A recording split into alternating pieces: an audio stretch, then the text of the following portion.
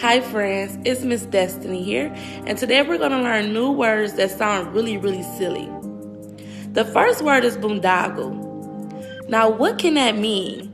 Well, the definition of boondoggle is work or an activity that's wasteful or pointless but gives the appearance of being valuable. Let's see if I can use it in a sentence. During 6 hour, I thought the art activity was going to be a complete boondoggle, but I actually enjoyed it. The second word is collywobbles. Now that word sounds really silly, and the definition of collywobbles is stomach pains or queasiness. I'm sure that I can use the word collywobbles in a sentence, but I want you to use it in a sentence. Comment below a sentence using the new word we just learned, collywobbles. Thanks for watching. Bye.